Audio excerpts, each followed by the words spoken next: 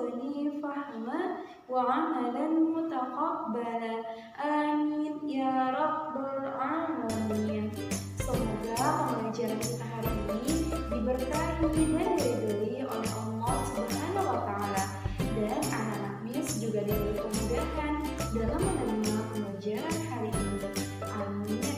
Nah, langsung saja Nanda, mari kita mulai pembelajaran hari ini dengan penuh semangat.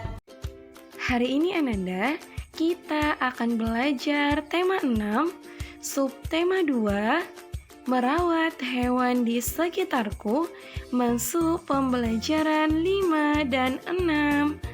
Nah, mari kita mulai Ananda. Silahkan Ananda mengambil buku tema 6-nya dan membuka bukunya halaman 86. Sudah dibuka bukunya Ananda? Sudah? Udah? Oke, mari kita mulai ya. Ayo kita perhatikan gambar berikut ini. Sudah diperhatikan Ananda? Kemudian kita baca teks berikut ini. Lani memiliki hewan peliharaan. Hewan peliharaan Lani adalah ayam dan kelinci. Lani merawat ayam dan kelincinya dengan baik. Lani dibantu ayah dalam merawat hewan peliharaannya.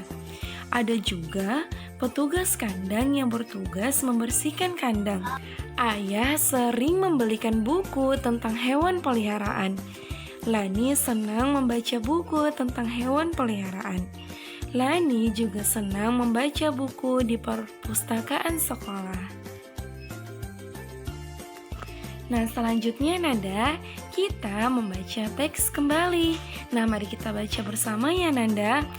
Hari ini Lani mendapat tugas bercerita di depan kelas. Lani bercerita tentang hewan peliharaannya. Hampir semua teman Lani memperhatikan.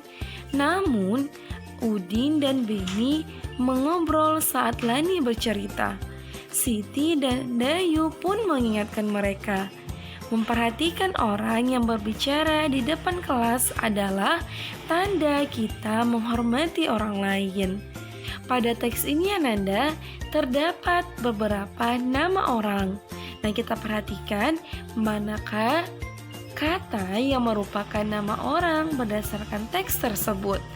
Berarti ada kata Lani, kemudian Udin, Beni, kemudian ada Siti, dan Dayu. Nah, berdasarkan teks ini Anda dapat kita lihat bahwa huruf pertama pada nama orang itu menggunakan huruf kapital. Maka huruf kapital Anda selain digunakan pada awal kalimat, nama hari dan nama bulan, huruf kapital juga digunakan ketika menuliskan nama orang. Perhatikan gambar berikut ini.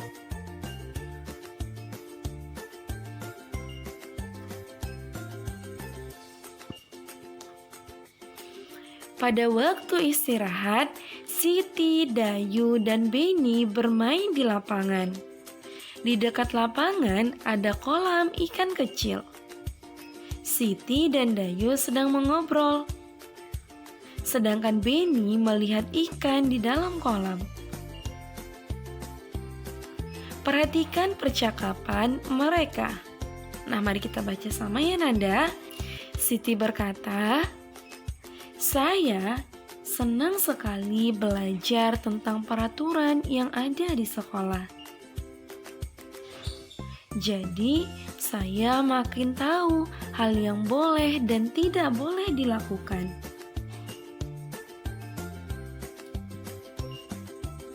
Dayu menjawab, "Betul sekali, Siti." Kemudian, Beni berkata, "Selain itu, saya juga suka belajar cara memelihara hewan di sekitar kita. Jadi, kita tidak boleh menyakiti hewan." Dayu menjawab, "Aku juga setuju denganmu, Beni. Ikan di kolam ini juga harus dirawat. Nah, tiba-tiba Edo lewat dan membuang sampah ke kolam ikan. Benny terkejut, langsung berkata kepada Edo, "Edo, kenapa kamu membuang sampah ke kolam?" "Itu namanya melanggar peraturan." Edo menjawab, "Oh iya, saya lupa." "Baiklah, akan saya ambil lagi sampahnya." Maafkan saya ya teman-teman. Nah, Nanda, isi dari teks percakapan ini adalah Siti bersama teman-temannya membahas tentang peraturan yang ada di sekolah. Nah, ketika mereka bercerita, tiba-tiba ada Edo yang sedang membuang sampah ke kolam ikan. Kemudian Benny langsung menegur Edo untuk tidak membuang sampah.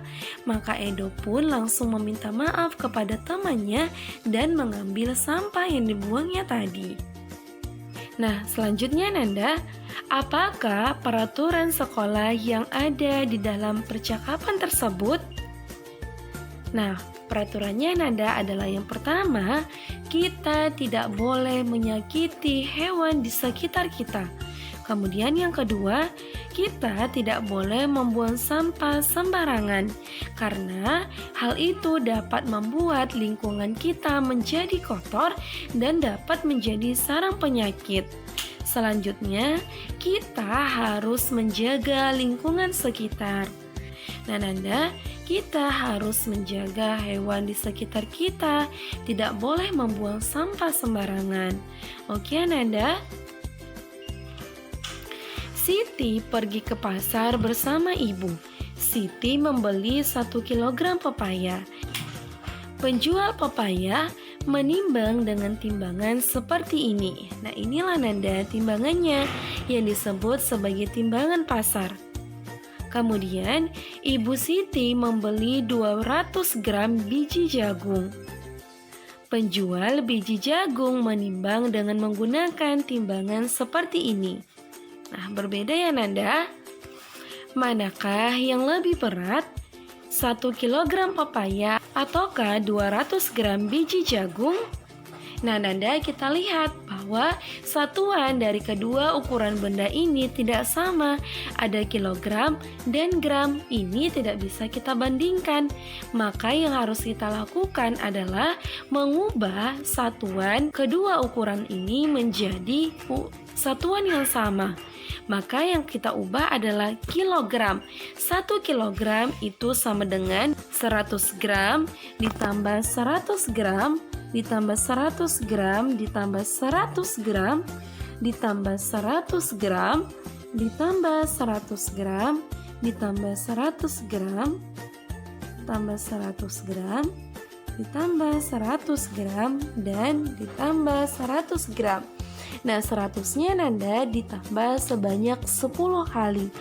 Maka 1 kilogram sama dengan 1000 gram. Nah, udah sesuai kan Nanda satuannya? Maka baru kita bandingkan manakah yang lebih besar, 1000 gram atau 200 gram? Nah, mana Nanda? Iya, betul. Lebih besar adalah 1000 gram. Maka berat pepaya lebih berat daripada biji jagung. Nah, ingat ini ya Nanda. 1 kilogram itu sama dengan 1000 gram. Selanjutnya Nanda, kita akan menyebutkan perbedaan dua timbangan tadi. Ya. Nah, di sini timbangan besi atau timbangan pasar biasanya dipakai untuk menimbang benda yang lebih berat. Sedangkan timbangan dengan jarum yang menunjukkan angka biasanya digunakan untuk benda yang lebih ringan. Nah, selanjutnya Nanda, kita akan memperkirakan berat benda pada gambar berikut ini. Nah, gambar pertama adalah gambar kentang. Nah, menurut Ananda kira-kira berapakah berat timbangan kentang ini? Apakah 2 kg atau 200 gram? Nah, kita lihat kentang ini banyak ya Nanda. Maka kira-kira berat timbangannya adalah 2 kg atau 2000 gram. Selanjutnya gambar semangkok nasi. Nah, kira-kira Nanda berapakah berat timbangan semangkok nasi ini ya Nanda? Nah, karena dia semangkok nasi, maka ukurannya itu lebih kecil Ananda. Maka beratnya adalah 250 gram. Nah, begitulah Nanda memperkirakan berat benda berdasarkan sebuah gambar. Kita lihat apakah berat benda tersebut lebih besar atau lebih kecil. Oke Nanda.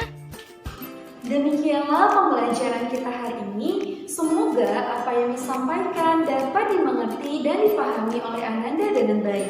Tetapi jika ada materi pelajaran yang kurang dimengerti atau tidak dipahami oleh Ananda, silakan hubungi secara langsung ya. Nah, marilah kita tutup pembelajaran hari ini dengan sama-sama mengucapkan hamdalah. Alhamdulillahirabbil alamin. Tetap jaga kesehatan ya Nanda, dan jangan lupa untuk selalu mengerjakan sholat 5 waktunya. Wassalamualaikum warahmatullahi wabarakatuh.